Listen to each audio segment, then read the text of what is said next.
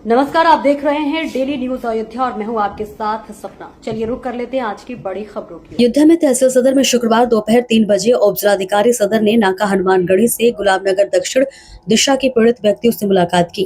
बैठक में दक्षिण दिशा के खतौनी धारकों ने अपनी समस्याएं रखते हुए आग्रह किया कि परिक्रमा मार्ग का निर्माण उत्तर दिशा में नजूल सरकार की खाली भूमि पर किया जाए और दक्षिण दिशा को बचाया जाए। ग्रामीणों ने तर्क दिया कि अफीम कोठी से उदया स्कूल तक तथा रामनगर चौकी से कौशलपुरी मोड़ तक परिक्रमा मार्ग का निर्माण उत्तर दिशा में ही किया गया है, जबकि दक्षिण दिशा को सुरक्षित रखा गया है। इसी आधार पर नाका हनुमानगढ़ी से गुलाबनगर मार्ग में भी उत्तर दिशा की सरकारी जमीन का उपयोग करने की मांग की गई है। बैठक में कल्याण सिंह वार्ड पार्षद सूर्य कुमार तिवारी, सूर्य कृष्णानंद पांडे, अशोक मित्तल, राकेश पांडे, महेंद्र सिंह, प्रेम प्रकाश पांडे और चंद्र कुमार त्रिपाठी सहित कई लोग मौजूद रहे। उप जिलाधिकारी ने सभी की बातें सुनी और आश्वस्त किया कि अगली पब्लिक मीटिंग में इस विषय पर निर्णय लिया जाएगा। से गुलाबनगर प्रकरण है जिसमें जो है चौड़ीकरण होना था 14 कोसी परिक्रमा मार्ग के अंतर्गत, लेकिन उसमें क्या है, कुछ विवाद है कि सामने नजूल सरकार की खाली पड़ी ज़मीन है, उस पर एक व्यक्ति विशेष कब्जा कर रखा है। उसके खिलाफ दक्षिण तरफ खतौनी धारक लोग गए हैं मुकदमे में और उन लोगों का ये चाहना है कि जिस तरीके से अफीम कोठी से उदया तक उत्तर दिशा 10 मकान को गिरा करके दक्षिण दिशा भी नजूल ज़मीन को बचाते हुए पूरा 30 मकान को सड़क 2 किलोमीटर बनाई गई और उसी प्रकरण में रामनगर चौकी से कौशलपुरी मोड़ तक रेलवे की ज़मीन ले लिया गया और दक्षिण दिशा बचाया गया। तो हम प्रशासन से ये जानना चाहते हैं कि क्या कारण है कि नाका हनुमानगढ़ी से गुलाबनगर में उत्तर दिशा की सरकारी ज़मीन को नहीं लिया जा रहा है, अवैध कब्जा नहीं हटाया जा रहा, टैक्सी स्टैंड नहीं हटाया जा रहा है, उसको कौन बचाने में सम्मिलित है। आप लोगों के माध्यम से हम जानना चाहते हैं कि कृपया उसका खुलासा हो कि कौन प्रशासनिक अधिकारी है जो लिप्त है उसमें कि वो अवैध कब्जा पनप रहा है और उस पर उत्तर दिशा सड़क का निर्माण नहीं हो रहा सरकारी ज़मीन पर। एसडीएम साहब ने कहा कि हम ज़्यादा से ज़्यादा सरकारी ज़मीन का प्रयोग करेंगे, लेकिन जब सरकारी ज़मीन पूरी पड़ी हुई है कई एकड़ में तो ज़्यादा से ज़्यादा का क्या मतलब है? क्यों हमारे खतौनी धारकों को परेशान किया जा रहा है? 25-30 मकान हैं, सब पुश्तैनी बने हुए हैं। जब उत्तर दिशा में सरकारी ज़मीन पूरी पर्याप्त मात्रा में है तो क्यों नहीं लिया जा रहा, हम आप लोगों के माध्यम से जानना चाहते हैं।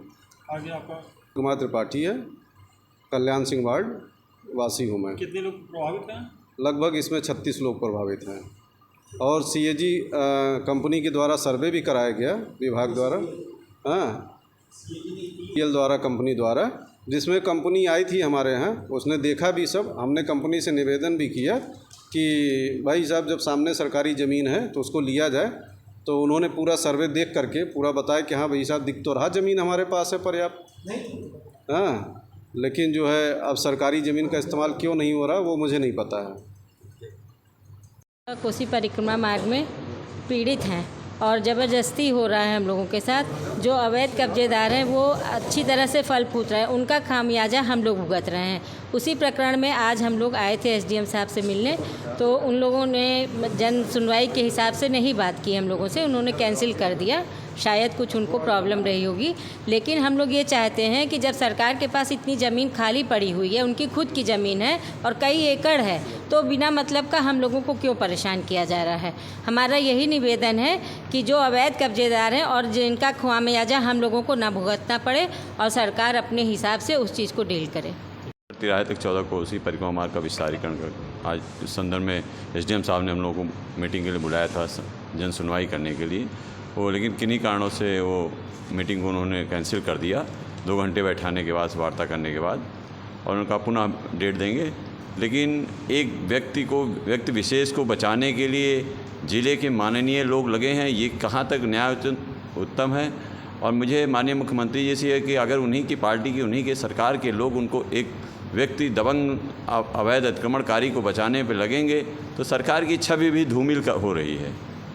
इससे सरकार की और 100 बार एप्लीकेशन देने के बाद भी कार्रवाई ना, और क्षेत्र में जाके कहना कि मैं एसडीएम साहब के स्टैनों को पैसा देता हूँ, डीएम साहब के स्टैनों को पैसा देता हूँ, अधिकारियों को पैसा देता हूँ, ये कहाँ तक न्यायोचित है।